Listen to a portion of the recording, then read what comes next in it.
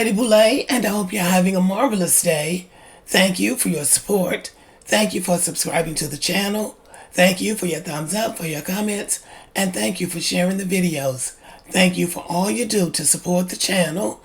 And yes, we are commanded to love one another, whether we want to or not, or whether we agree with each other or not. And that includes the young lady we're going to talk about today, Candace Owens. Candace Owens is an enigma to me. I cannot figure this woman out.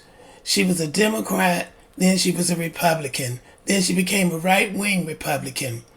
And then she started pissing off the conservatives in 2019 while she was employed at Turning Point USA, which is a conservative advocacy group that cloaks its racism with so-called patriotism. She was pressured into stepping down as the communications director because she was accused of making anti-Semitic comments. 6 years ago, while she was still employed at Turning Point USA, David Horowitz of the David Horowitz Freedom Center invited Candace to its annual Restoration Weekend gathering of conservative movers and shakers. By then, Candace Owens had distinguished herself as a black person who was willing to get out in a public forum and criticize black people.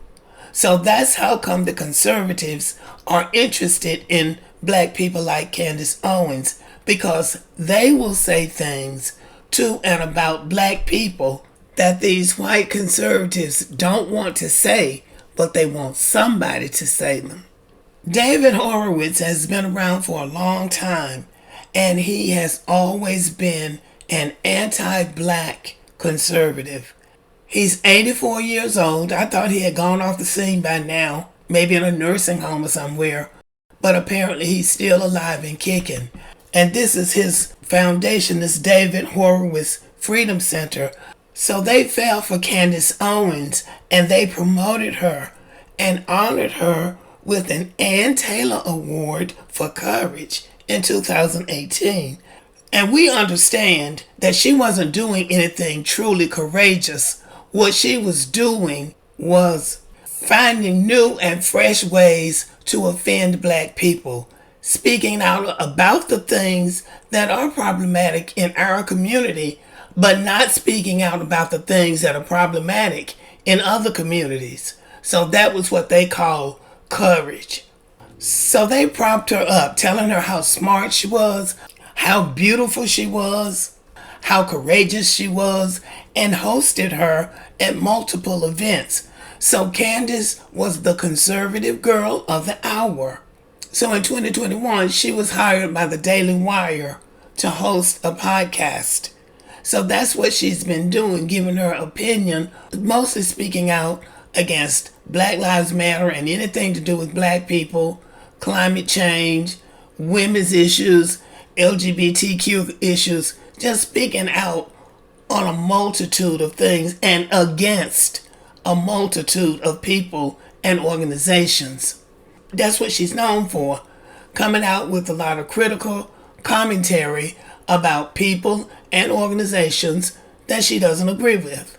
So Candace Owens gets involved in these conservative organizations that are really anti-black, but they hide that racism behind patriotism. Now, these organizations, the Daily Wire, Turning Point USA, are pro-Israel organizations. They are very pro-Israel. And if you are working for them or connected with them in any way, you know better than to say anything about them or Israel. Remember Kanye West, Nick Cannon, Kyrie Irving? They don't play that. You cannot criticize them. That's how they do it. So Candace Owens, who is married to a British millionaire who is worth about $280 million, decided to put this to the test, evidently. Well, this has to be said. Candace Owens and the people at Turning Point USA and the Daily Wire, all of those people deserve each other. Now, that's my call. So, they can do just one up on each other and it wouldn't matter to the rest of us. But knowing how they feel about Israel, she decided to weigh in on the situation in the Middle East that everybody is calling a genocide based on what Israel is doing in Gaza. She posted a tweet on X, and Ben Shapiro, who is the co-founder of the Daily Wire, got really upset with Candace Owens. Shapiro's criticism of Owens seems to stem from a November 3rd tweet of hers in which she wrote that no government anywhere has a right to commit a genocide ever. There is no justification for a genocide. I can't believe this even needs to be said or is even considered the least bit controversial to state. She didn't even mention Israel, but the implication was that she was talking about Israel.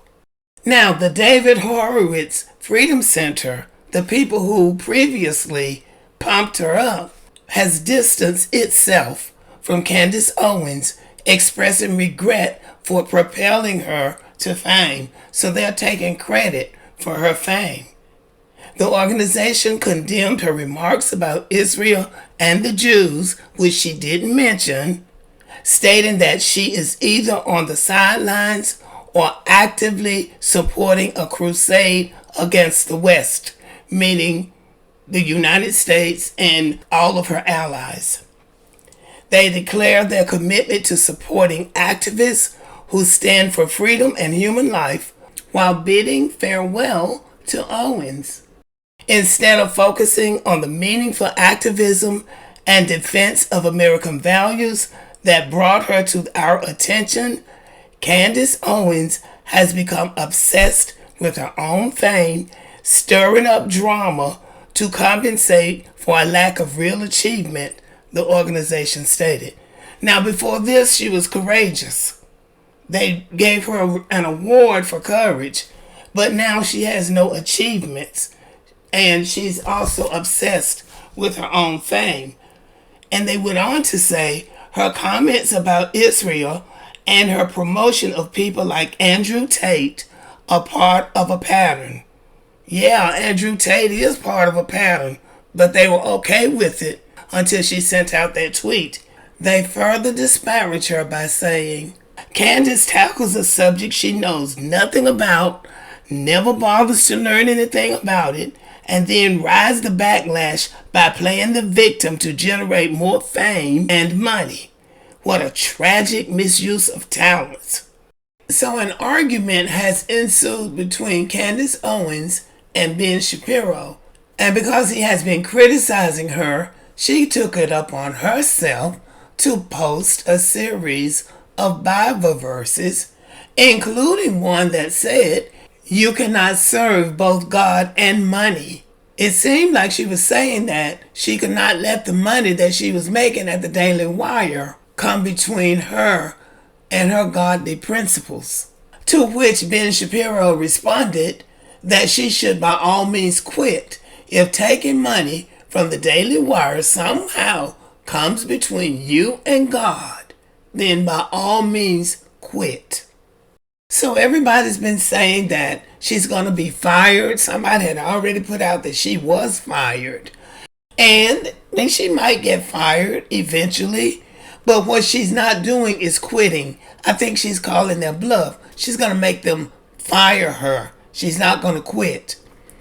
And she might win this round. Who knows? Because in an ex-post, the Daily Wire co-CEO Jeremy Boring said that neither he nor Ben Shapiro would fire Candace Owens despite her feud with Shapiro. He said, I am currently on a leave of absence from my executive duties at Real Daily Wire while overseas producing the Pendragon Cycle. In my current capacity, I cannot fire Candace Owens. That's something Ben and I have in common, since he is also not an executive in the company and cannot hire or fire people. See, so he's saying that Ben Shapiro doesn't have the authority to fire her. He goes on to say, but even if we could, we would not fire Candace because of another thing we have in common, a desire not to regulate the speech of our hosts, even when we disagree with them. Candace is paid to give her opinion, not mine or Ben's, unless those opinions run afoul of the law or she violates the terms of her contract in some way. Her job is secure and she is welcome at Daily Wire. So, we're going to see who's going to blink first. I don't believe she's going to quit. I believe that she's in some way tone deaf. She has a contract with them. I believe they told her that she could express her opinion, but I don't believe they thought that whatever her opinion was going to offend them, because her reputation was going after soft targets like Black Lives Matter and women's issues and LGBTQ and climate control, things like that. The Democrats, how horrible Joe Biden is. They don't have a problem with any of those issues. And so I believe they thought that she was going to stick with those safe targets. And so she went off the plantation, and it just made Ben Shapiro mad. But as cooler heads prevailed, they realized that if they fire her, they are going to look like hypocrites. If you hired her to give her opinion, let her give her opinion, whether you agree with it or not. But anyway, they all deserve each other. Whether she's fired or whether she stays, she's going to continue doing this off-the-wall stuff, and they deserve her. And I hope they can't even get rid of her. Let her keep going until she goes afoul of the law. And then maybe they'll fire her, because I don't believe she's going to quit. The thing that I want us to continue to watch about this, though, is will she be forced in some way to make some kind of apology, like Nick Cannon and Kyrie Irving and, well, to a certain extent, Kanye West? Will they be able to bully her into making an apology like they do with black men when they say something that they don't like? They dragged her and said everything about her except that she was dumb, but they insinuated that by saying she didn't know what she was talking about and all that kind of stuff. What they said about her was clearly designed to embarrass her and make her seem less than. But she didn't blink. She said she wasn't going to make any ad hominem, meaning that she wasn't going to attack them personally the way they were doing her. But it seems like she might have worn out her welcome. They don't want to fire her. They want her to quit.